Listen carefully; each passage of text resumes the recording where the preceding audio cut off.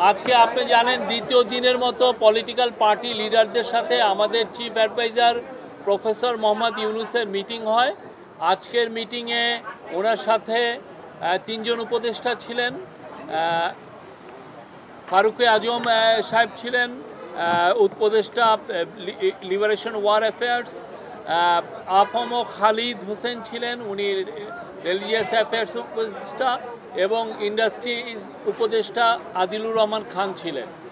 তো আজকে আপনি জানেন যে আজকের মিটিং কালকের এই মিটিংয়ের একটা কন্টিনিউশন, এবং এই মিটিংয়ের মূল যে থিমটা ছিল যে এই পার্টিগুলো আসলেন, পার্টির যে লিডাররা তারা স্যারকে, প্রফেসর ইউনুসকে সমর্থন জানিয়েছেন, তার রিফর্ম, তার বিচার, এবং আমরা যে রিফর্ম করছি, আমরা যে বিচারের কার্যক্রম শুরু করেছি, এবং আমরা যে নির্বাচনের জন্য যে কাজ করছি সেইটার জন্য তারা তাদের সম্পূর্ণ সমর্থন জানিয়েছেন।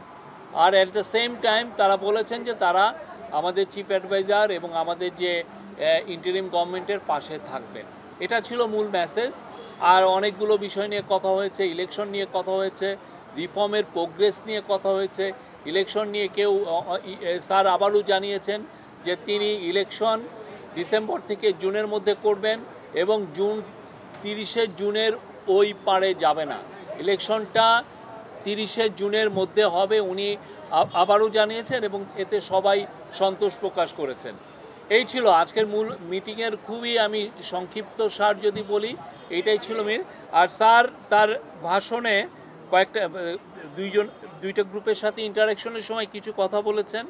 তার মধ্যে আমি প্রফেসর ইউনুসকে কোট করছি, উনি যেটা বলেছেন, আমরা বড় যুদ্ধাবস্থার ভিতরে আছি। আওয়ামী লীগের কার্যক্রম নিষিদ্ধ হওয়ার পরে ডিস্টাবিলাইজ করার জন্য যত রকমভাবে পারে চেষ্টা করছে, এটা থেকে আমাদের রক্ষা করতে হবে। তারা কিছুতেই মেনে নিতে পারছে না। বিভাজন থেকে আমাদের উদ্ধার পেতে হবে, ঐক্যমত থাকতে হবে। আত্মমর্যাদাপূর্ণ জাতি হিসেবে আমরা যতটুকু দাঁড়াতে পেরেছি এটা যেন সামনের দিকে যায়। সবাই একসঙ্গে বসাতে উনি বলছেন যে আমি মনে সাহস পেলাম। সুষ্ঠু নির্বাচন করতে না পারলে আমি অপরাধী অনুভব করব। আর তারপরে বলেছেন যে মহাসুযোগ পেয়েছি অভ্যুত্থানের কারণে ধ্বংস হয়ে যাওয়া দেশকে টেনে আনা। আওয়ামী লীগকে নিষিদ্ধ করার সঙ্গে সঙ্গে আর একটা যুদ্ধ পরিস্থিতি তৈরি হয়েছে দেশের ভিতরে এবং বাইরে, যাতে আমরা এগোতে না পারি, যাতে সব কিছু কলাপস হয়ে যায়, আবার যাতে গোলামিতে ফেরত যাই। এটা উনি বলেছেন, মানে যারা এই কনস্পাইরেসিগুলো করছে তাদের ইন্টেনশন হচ্ছে আমরা যেন আবার গোলামিতে ফেরত যাই। আমি যতদিন আছি দেশের কোনো অনিষ্ট হবে এমন কোনো কাজ হবে না, নিশ্চিত থাকেন।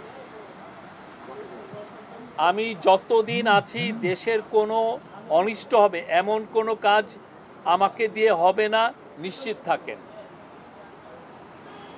Thank you. এই ছিল। শফিক ভাই, বিএনপির পক্ষ থেকে আপনি কোন আমি স্টার নিউজে আছি।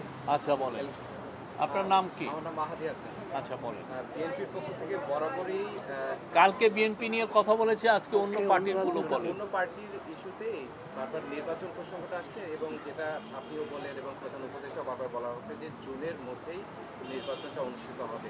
কিন্তু বিএনপি বা অন্যান্য কিছু দল, কালকে যে দলগুলো যে দলগুলো কথা বলেছে, তারা একটা শিডিউলের কথা জানতে চাচ্ছে, ডিটেইলস শিডিউল।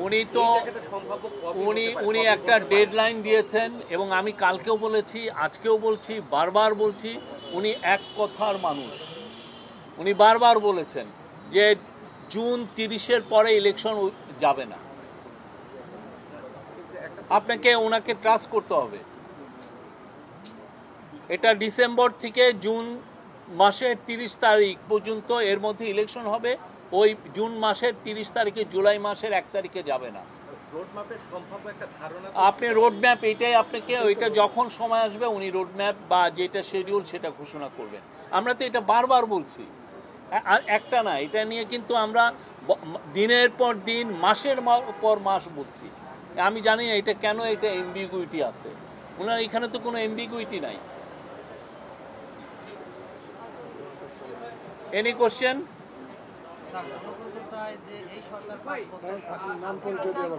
আবার না, হ্যাঁ, সাধারণ জনগণ তো চায় যে ডক্টর ইউনূস সাহেব আরো 5 বছর থাকবে, মানে দেশের উন্নয়নের জন্য। ইউনূস সাহেব, প্রফেসর ইউনূস জানিয়েছেন উনি জুন মাসের 30 তারিখের পরে থাকবেন না, একদিনও থাকবেন না। স্যার সেক্ষেত্রে যদি জনগণ চায়, আমি বললাম তো যে উনি বলেছেন জুন মাসের 30 তারিখের পরে একদিনও থাকবেন না।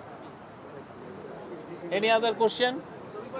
হ্যাঁ, আজকে রাজনৈতিক ব্যক্তিত্বরা এসেছিলেন, তারা বলছিলেন যে প্রশাসনের প্রতি কনফিডেন্ট পাচ্ছে না সরকার, যে কারণে তারা নির্বাচনের ব্যাপারে দ্বিধাগ্রস্ত ছিলেন, বা যে ইস্যুগুলো এসেছে সুনির্দিষ্ট তারিখ ঘোষণা করতে পারছে না। মানে কোন জায়গাগুলোতে মনে হচ্ছে যে এখন, বা কাদের কারণে এই ডিস্টেবিলাইজেশন, প্রশাসনের উপরে সরকারের নিয়ন্ত্রণ নেই বা বোঝাপড়ায় ঘাটতি? আমাদের গভর্নমেন্টের তো 3টা ব্রড কাজ আমরা বলেছি। একটা হচ্ছে হলো সংস্কার, আর একটা হচ্ছে বিচার, আর একটা হচ্ছে নির্বাচন। তো এই সংস্কারের কাজের মধ্যে সংস্কারগুলো হওয়ার পরে আমরা যখন পূর্ণ সংস্কার করতে পারবো, দেখবেন যে ইলেকশন এগুলো বিষয়েও আমরা মানুষের আস্থা পাবো।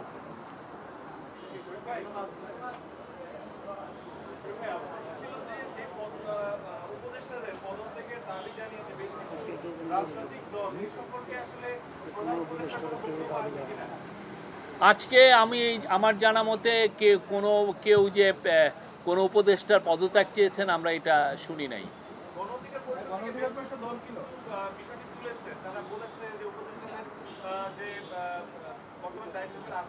ওনারা সুনির্দিষ্ট দাবি করেছেন বলে আমার মনে হচ্ছে না, সুনির্দিষ্ট দাবি করেছেন বলে আমি জানি। কেউ রিসাফলের কথা বলেছেন, বাট পদত্যাগের কথা আমি শুনি নাই, সরি।